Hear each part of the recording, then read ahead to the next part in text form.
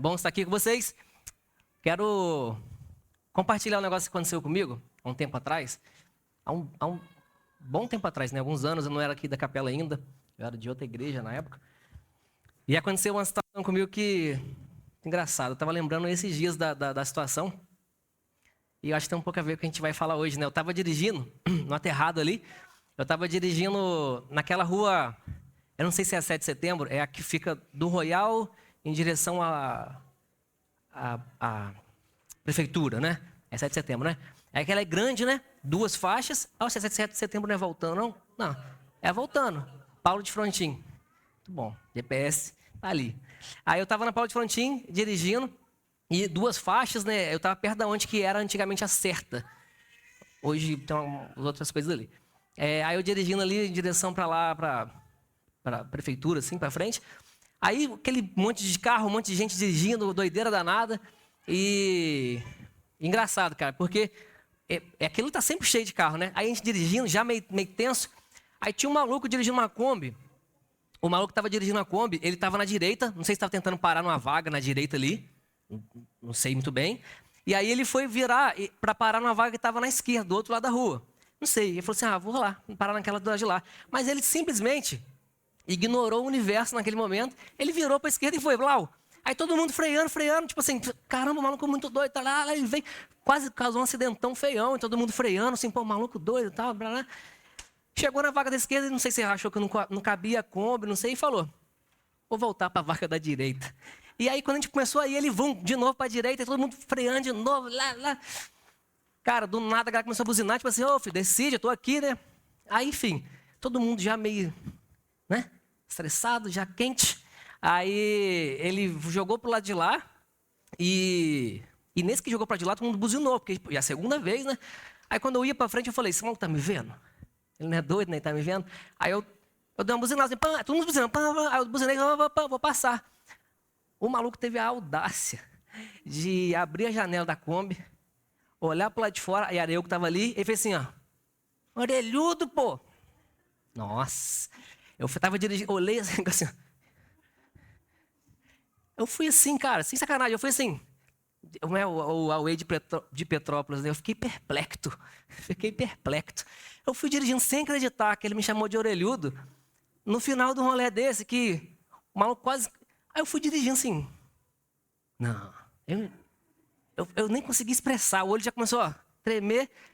Aí eu falei assim, peraí, dei uma seta, entrei na Rua do Royal, virei no Hortifruti, voltei no Centeio, entrei de novo na Certa, vi o retardadão lá, fui, parei na frente dele, saí. Eu fui lá e falei assim, o cara, chama ele de abençoado, belíssimo. Ele é um belíssimo, cheguei e bati assim, você é um belíssimo de um filho. E, bom, aí começou, velho. Cara, quem me conhece bem sabe que assim, eu tenho um controle bom emocional. Eu não sou muito mas não sei, cara. Eu fui lá e você é maluco? Quem me passou vinha vir descosta assim, ó. Cara, e você é maluco? Você causou um acidente, por que você tem a audácia de me chamar de orelhudo? Aí saí, sorte que não saiu do carro, não estava armado, não brigo nem na escola, nunca briguei na escola. Se ele saísse dali, eu entrei no carro, saí tranquilo, o olho parou de piscar, dei a casa carregada, liguei o louvor e vamos embora, ó. Quero ser santo. Como um bom crente que sou, fui para a igreja. Aí, cara, e maneiro, porque assim, o contraste, cheguei na outra igreja que eu era. Aí cheguei na igreja, o pastor, né, estava pregando, justamente sobre reações. Aí as reações eram o seguinte, quando alguém me ofende, eu abençoo de volta. Quando alguém me xinga, eu vou lá e oro pela essa pessoa. E aí, Fernando? O cara vai, ele me faz mal, eu procuro ele para pedir perdão pelo mal que ele me fez. Falei, o maluco, ó, batendo asa ali, não. Blau, santíssimo. Eu falei, caramba, o maluco é brabo. E se alguém me bate, eu abraço. Se alguém disser que lá, eu amo. Aí eu falei, e todo mundo na igreja, isso aí, ué, amém, tô contigo. Sorte que eu era daquela comunidade, eu conhecia bem a galera, tudo mentiroso, era tudo mentira. Falei, mentiroso, safados, ordinário, cretino. Mas naquele momento, eu acho que eu pensei uma parada seguinte. Falei, cara, se eu não conheço essa comunidade aqui, e sei que é uma baita uma mentira que ele está falando, naquele momento, eu ia embora. Porque eu não ia ser aceito naquela comunidade. Porque eu acabei de quase brigar na rua.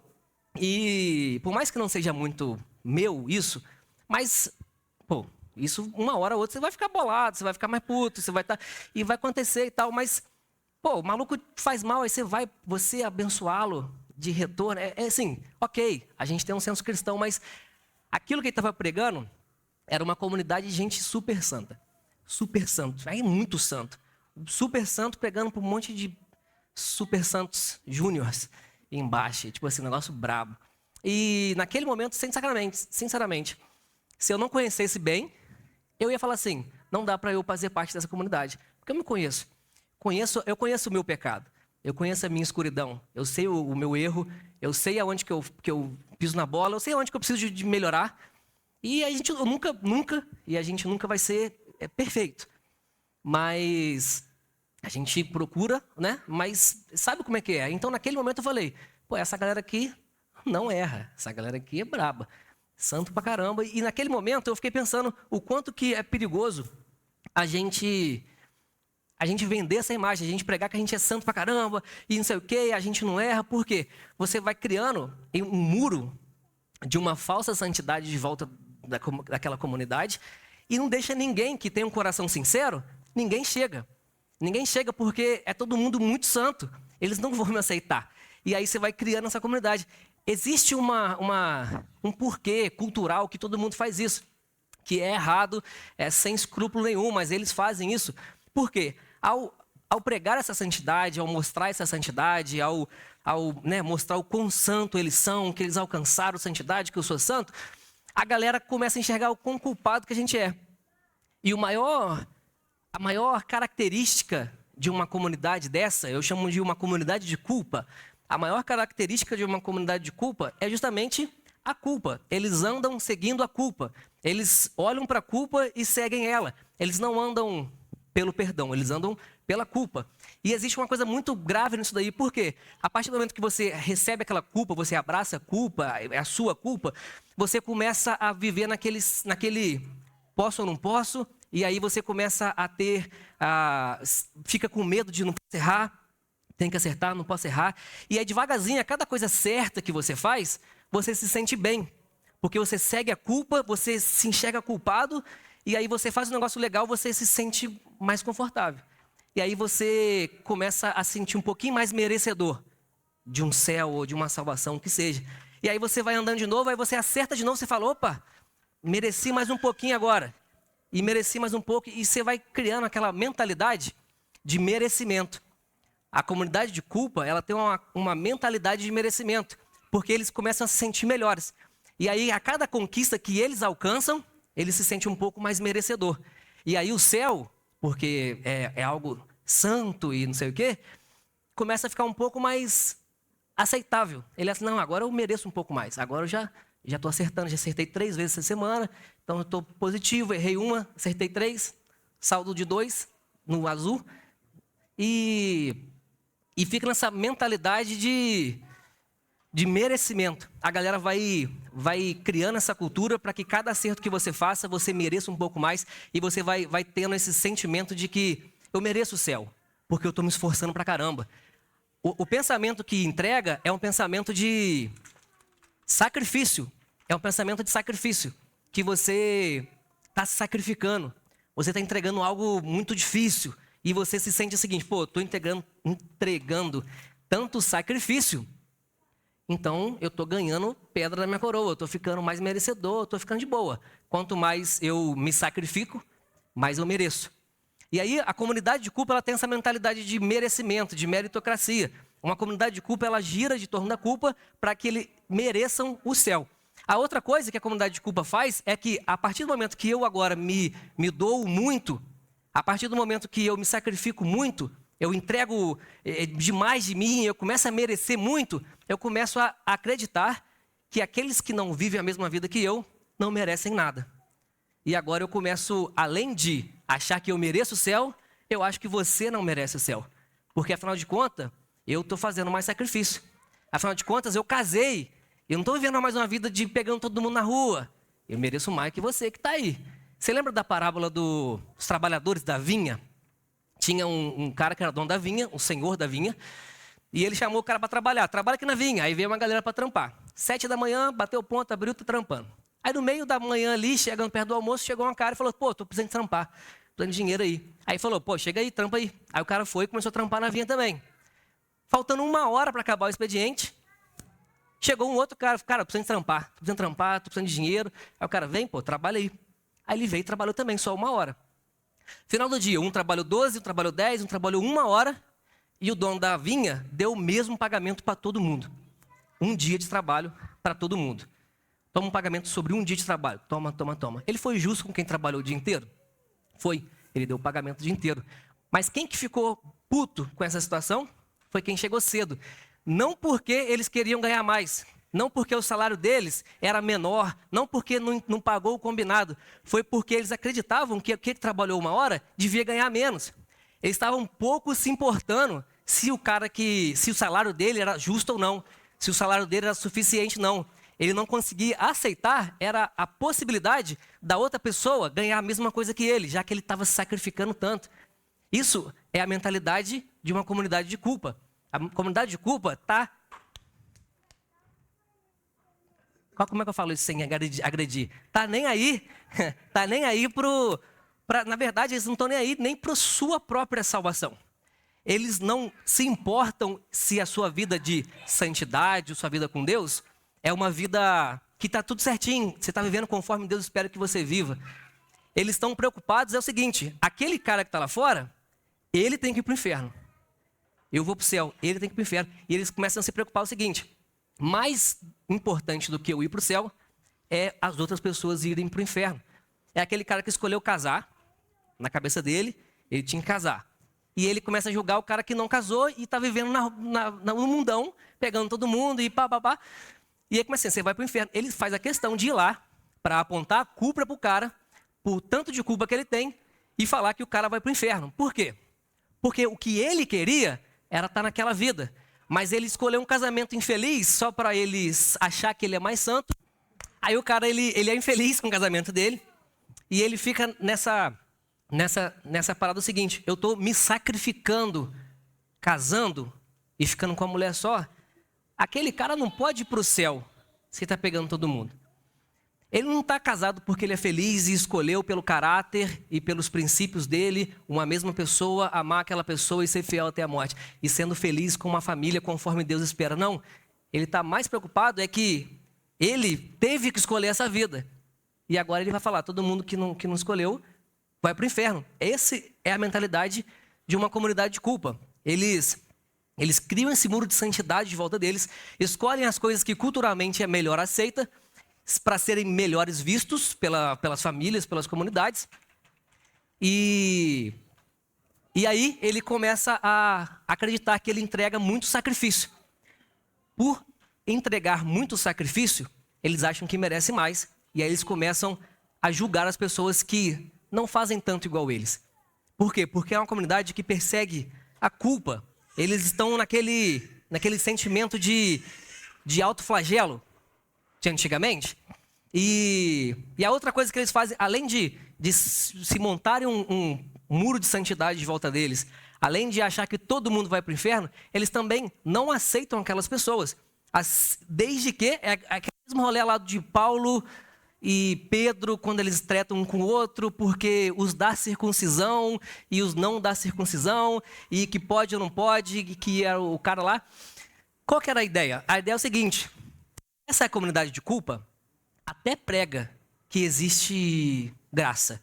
Até prega que a graça existe, que a graça salva, e é pela graça, é por Jesus. Mas, aí sempre tem um porém, é pela graça, mas a salvação é pela graça. Porém, e sempre entra um porém, a salvação é pela graça. Porém, para ser aceito nessa comunidade, você tem que parar de fazer isso. A salvação é pela graça, porém, para andar comigo, você vai ter que fazer aquilo. A salvação é pela graça. Pô, então a gente começa a afastar quem? Pessoas que têm um coração sincero. Pessoas que chegam com um coração sincero, procurando Cristo, procurando a família de Cristo, eles são expelidos por essa comunidade de culpa. Porque tudo que eles veem quando ele chega não é o Cristo que morreu e te entregou um perdão. É a culpa que ele tem, quão sujo eu sou, e a gente começa aquele autoflagelo. Eu preciso de me bater. E antigamente era o autoflagelo físico. Hoje ainda existe o autoflagelo, porém é um autoflagelo psicológico. Hoje a gente se martiriza psicologicamente, mentalmente. E aí a gente vai criando uma igreja doente, aí a gente vai criando uma igreja fria, a gente vai criando uma igreja distante, uma igreja que separa. Ao invés de escolher o amor, ele escolhe separar. Ao invés de escolher amar, ele escolhe separar. E é justamente esse pensamento que quando eu cheguei, que caiu minha ficha, porque eu estava vindo de um momento, atribulado, que o papá. E se eu entrasse numa comunidade de culpa, eu nunca seria aceito naquela comunidade. Eu iria embora. Eu não encontrei Cristo ali. Eu só encontrei culpa. Não encontrei perdão. Não encontrei o Cristo do amor. Eu encontrei culpa, eu encontrei um muro que me afastava dali. E eu sei que para fazer parte daquela comunidade, é pela graça. Mas para fazer parte da comunidade, eu teria que mudar a minha vida inteira para conseguir ser aceito naquela comunidade de pessoas super santas. Pessoas que têm asas, pessoas que voam, pessoas que brilham no escuro. Sabe? É esse tipo de comunidade de culpa. E esse perfil é justamente para uma pergunta. Qual o tipo de comunidade que de repente nós estamos criando? Ou que tipo de comunidade nós queremos participar? A gente às vezes está, vou participar da comunidade tal, vou participar da igreja. Que tipo de comunidade nós estamos escolhendo participar? Ou principal, que tipo de comunidade nós estamos criando? Porque isso é muito importante. Pessoas chegam procurando Cristo com um coração sincero. E o que você tem entregado? Esse muro de santidade falsa? Será que a gente tem expelido? Essa é uma pergunta muito importante. E eu trouxe esse perfil de comunidade de culpa justamente para a gente poder analisar, conseguir comparar. Porque sim, existe um padrão de santidade que Deus exige. E Deus não sugere, Deus ordena. Existe um padrão de santidade que Deus ordena. Ele não sugere, faz assim, não. Ele ordena um padrão de santidade no detalhe. E esse padrão de santidade, por exemplo, por mais que a gente viva no Novo Testamento, existe um padrão de santidade que a graça ela sempre sobrepõe a lei. Mas se a gente for parar para ver sobre mentalidade, se a gente olha, por exemplo, o livro de Levíticos, é quando Deus ele entrega no detalhe como que é o padrão de santidade que a sua noiva deve ter. Isso o que a gente tem com Deus é um belo de um casamento. A gente estava conversando sobre isso no último Conexão. O Luan deu uma aula para a gente sobre a teologia do casamento de Deus com a... Você perdeu, Letícia. Isso é para você não faltar a conexão. Ao vivo. Mas o que mais faltou? Eu aproveitar o... Carinão ficou doido. Todo mundo ficou, né? O Luan lá chegou aí, lá.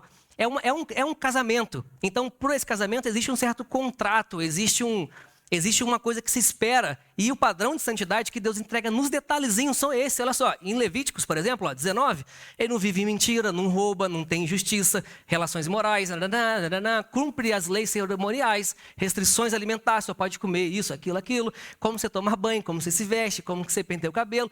Existe um padrãozinho que Deus espera que você cumpra tudo.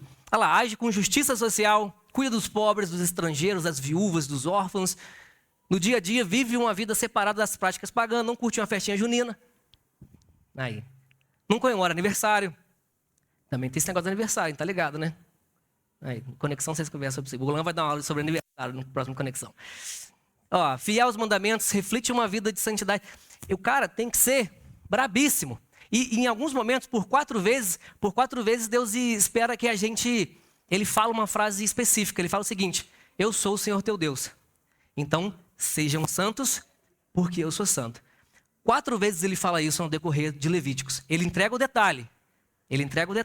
Mas se eu fosse para resumir, para a gente entender, é o seguinte: sejam santos, porque eu sou santo. Esse porquê não é, já que eu sou, tenta ser também. Não é um porquê do eu sou santo aqui, dessa forma, então você... Espera aí que o Google Assistente está falando comigo. Eu sou santo aqui dessa forma, então você seja santo da forma que você conseguir. Não é isso que quer dizer. Originalmente, o que chegou ao ouvido da galera nesse momento, pela cultura, pelas palavras usadas, era o seguinte: sejam santos, já que é um casamento, da forma que eu também sou. O problema é que quem estava falando isso era Deus. Sejam santos como eu sou santo. O padrão de santidade para ser santo é ser santo como Deus é santo. E não é uma sugestão, é uma ordem. Essa santidade, sem essa, ninguém verá o Senhor. Se você não for santo igual a Deus, ninguém verá o Senhor. Aí é brabo, porque, como eu falei, a nova aliança ela sempre sobrepõe a velha. Ok, mas na nova, a parada não afrouxa. A gente vê que em Mateus, por exemplo, está: portanto, sejam perfeitos, como o Pai é perfeito. No Novo Testamento, o negócio não afrouxa. O perfil de santidade é o mesmo. Sejam santos como Deus. Buscam a santidade como se fosse a santidade de Deus. E aí o bicho pega. Como é que você vai ser santo igual a Deus? Como que você alcança essa santidade igual a Deus? Esse é o grande problema. O problema é que a gente está buscando uma santidade igual a Deus, porém uma santidade com as nossas próprias mãos. A comunidade de culpa, que não entende sobre a graça, que não conhece a Cristo direito, eles querem alcançar o padrão de ser perfeitos como Deus com as suas próprias ações. E a cada ação boa que eles fazem, eles se sentem mais perto de se parecer com Deus. Se por acaso alguém está falando isso e não é um baita do mentiroso, ele é insano. O cara perdeu a noção do juízo, perdeu a mente. Porque como que você alcança um padrão de santidade de Deus com as suas próprias mãos? E é isso que eles tentam alcançar. Eles quem? Essa comunidade de culpa. A comunidade de culpa tenta alcançar uma santidade de Deus com as suas próprias mãos. Uma santidade de culpa tenta alcançar essa perfeição com as suas próprias mãos. Isso é um grande problema. Isso é um grande problema. Se a gente parar, por exemplo, para analisar, se esse é o padrão, não é uma sugestão, é uma ordem, e sem essa santidade igual a de Deus, ninguém verá o Senhor, como que a gente faz? Enxergando que agora a gente está num novo tempo, uma nova aliança, e que essa comunidade de culpa, buscando a santidade com as suas próprias mãos, eles nunca vão alcançar. A gente precisa de colocar em como que esse padrão de perfeição, esse perfil de perfeição, como que ele chega no nosso tempo. Como que esse perfil de santidade nos alcança hoje na graça. É como se você colocasse um espelho nesse texto, nesse padrão de santidade, e colocasse um espelho do lado. Existe um padrão de santidade perfeito. Sejam perfeitos como Deus. E você coloca esse espelho. Tem que fazer isso, tem que fazer aquilo.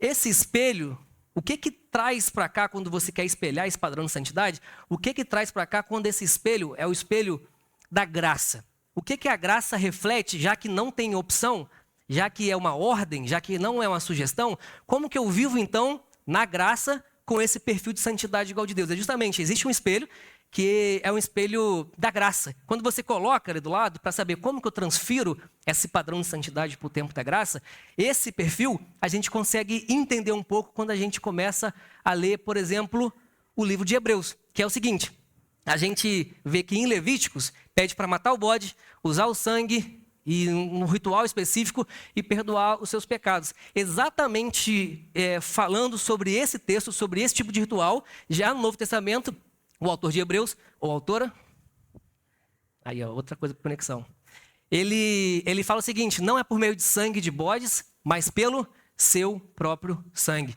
O espelho da graça traz um outro tipo de mentalidade. Como que alcança um padrão de santidade, um perfil de santo igual a Deus?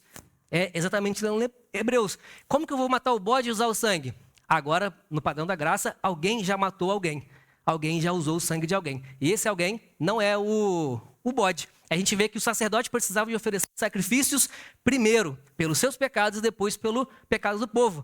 Agora, nesse espelho da graça, a gente vê que Jesus, ele é o sacerdote, ele é o sacrifício, e por apenas uma entrega, um sacrifício, ele resolve o problema para sempre.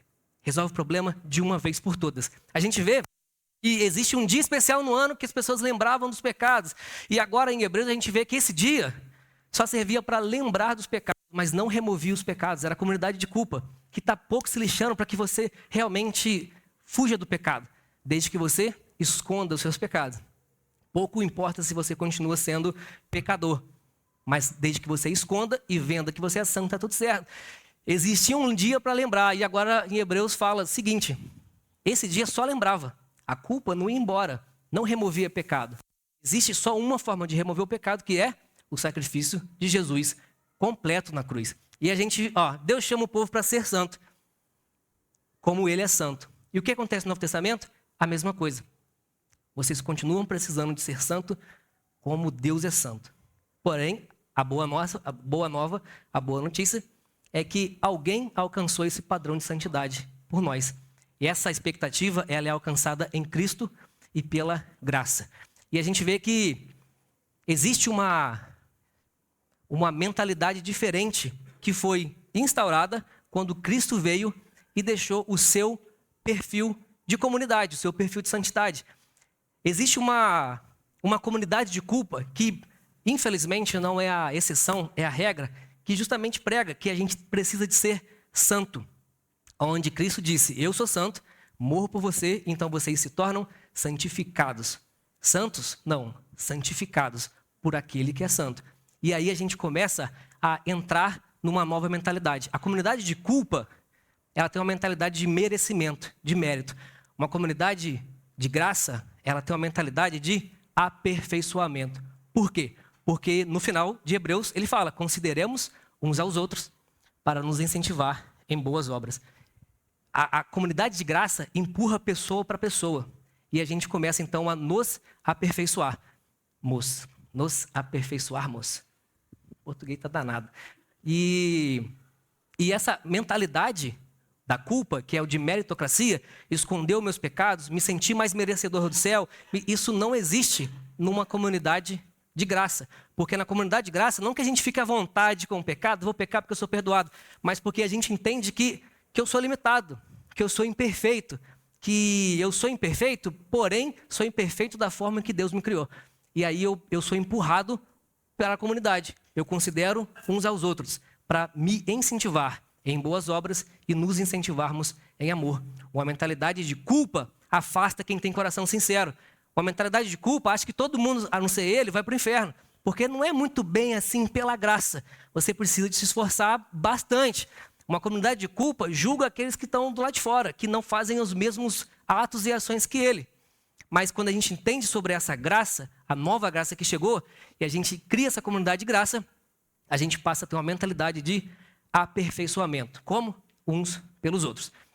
E aí então a gente cria a segunda comunidade, que é a comunidade de graça. A primeira comunidade foi aqui esse perfil que eu trouxe hoje, para a gente entender o que é uma comunidade de culpa, para a gente comparar que tipo de comunidade que eu estou criando.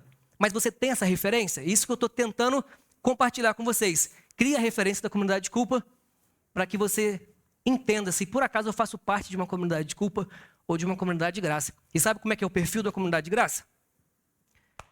Domingo que vem a gente vai falar sobre a comunidade de graça e a gente vai detalhar em detalhes no perfil sobre essa comunidade de graça, para que você tenha referência de entender que tipo de comunidade que você participa ou que tipo de comunidade você está criando.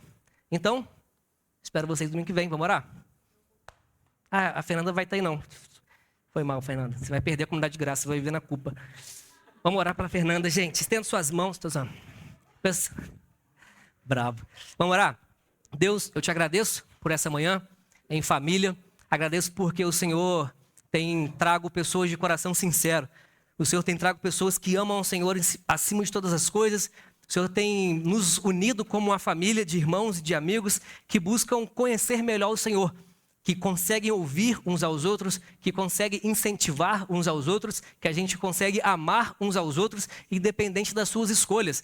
E a gente entende, Pai, que nada do que eu faça ou nada do que eu deixe de fazer me faz mais merecedor do céu, porque é 100% e totalmente pelo seu sacrifício e pela graça, não é pela culpa. Então que o Senhor consiga, essa semana, que esses pensamentos continuem circulando na nossa cabeça que a gente converse nos grupos de conexão sobre isso. E domingo que vem a gente acaba sobre essa outra mentalidade. Eu te louvo por essa manhã. Amém.